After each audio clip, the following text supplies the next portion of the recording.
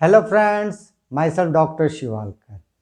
दीपावली में अक्सर burn injury का केस हॉस्पिटल में बढ़ जाता है और कुछ हद तक ब्रीदिंग प्रॉब्लम का केस और फूड पॉइजनिंग का केस हॉस्पिटल में रहता है। तो आप दीपावली में burn injury, breathing problem, food poisoning से अपने आप को कैसे बचा सकते हैं, उसका क्या ट्रीटमेंट है, उसके बारे में आज मैं डिस्कस करने जा रहा हूं, क्योंकि नॉलेज ही बचाव और इलाज है। तो चलिए टॉपिक को मैं स्टार्ट करता हूं।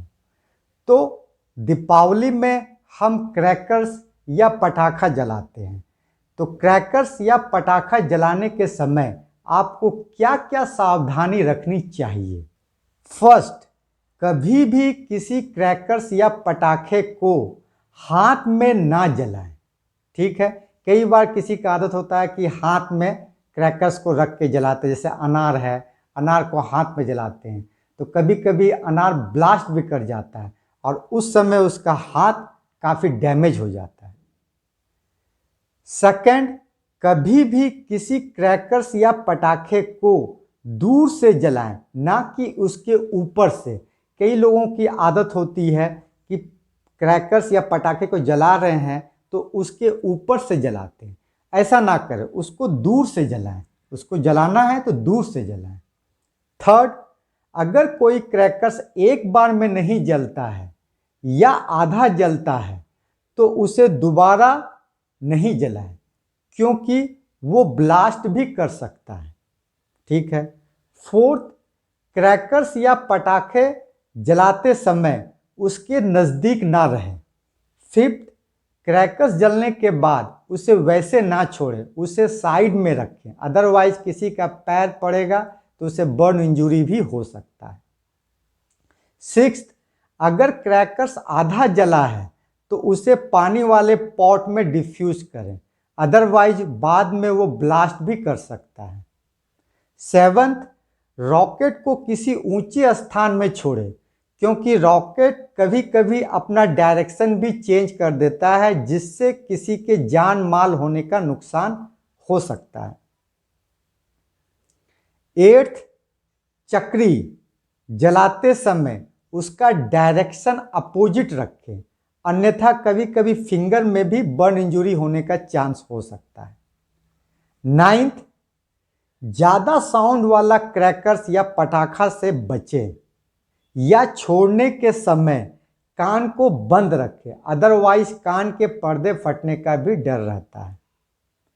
10th, चिंगारी निकलने और छिड़कने वाले क्रैकर्स को छोड़ने के समय चश्मे का यूज करें, अदरवाइज उसकी चिंगारी आपको आंख में लग सकती है, उससे आपको बर्न इंजरी हो सकता है।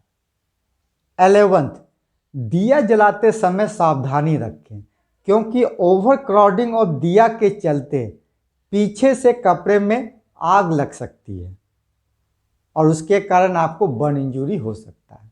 12th, क्रैकर्स को दूर से जलाएं और उसके धुएं से दूर रहें, क्योंकि क्रैकर्स के धुएं में हेवी मेटल्स जैसे फास्फोरस, खतरनाक गैस जैसे carbon dioxide, carbon monoxide, nitrogen, sulphur जैसा खतरनाक गैस रहता है, जिसके कारण आपको हेडेक, ब्रीदिंग प्रॉब्लम, आंखों में जलन होने की संभावनाएं रहती हैं। 13, क्रैकर्स या दिया जलाते समय ना ज़्यादा टाइट ना ज़्यादा लूज कपड़े जैसे कुर्ता पैजामा या साड़ी पहने, क्योंकि आग लगने की संभावनाएं ज़्यादा रहती हैं। अगर पहनना ही है तो पूजा या घूमने के समय पहने। 14th, पूजा के बाद जलते दिए को छोड़कर दुकान बंद ना करें। दिया को शॉप के बाहर रखकर शॉप बंद करें। कई बार चूहे मिठाई के चक्कर में दिया गिरने से आग लग सकती है। उसी तरह घर के कमरों में ऊंचे स्थान पर दिया ना रखें, गिरने से आग लग सकती है। बेहतर है पोल्यूशन से बचने के लिए दिया को बाहर जलाएं। 15, फेस्टिवल में नकली मेवे या खोआ और ख़राब घी जैसे सैचुरेटेड फैट घी की बनी मिठाई से फूड पॉइजनिंग होने का खतरा ज़्यादा रहता है, इसलिए कोशिश करें घर की बनी मिठाई खाएं। अब बात करते हैं प्राथमिक उपचार फर्स्ट एड का। In case of burn injury, अगर बर्न इंजुरी होता है तो फर्स्ट बर्न एरिया से दूर हटे। सेकेंड, बर्न पार्ट को 20 मिनट तक नॉर्मल टैप वाटर से धोए या डुबाकर रखें। अगर सपोज कीजिए आपको फिंगर में बर्न हो गया तो 20 मिनट तक नॉर्मल टैप वाटर से धोए या उसे डुबाकर रखें। माइल्ड बर्न इंजरी को आप घर में ट्रीटमेंट कर सकते हैं। अगर मॉडरेट बर्न इंजरी है तो चाहे तो आप घर में या हॉस्पिटल में उसका ट्रीटमेंट कर सकते हैं, लेकिन अगर सीवियर बर्न इंजरी है तो आपको हॉस्पिटल में उसका ट्रीटमेंट कराना चाहिए और उसका हॉस्पिटल में ट्रीटमेंट कराएं। बर्न इंजरी और उसके ट्रीटमेंट के बारे में मैंने डिटेल में ऑलरेडी वीडियो बना दिया हूं, आप उसे देखकर फ़ायदा उठाएं, पैनिक ना हो, घबराएं नहीं।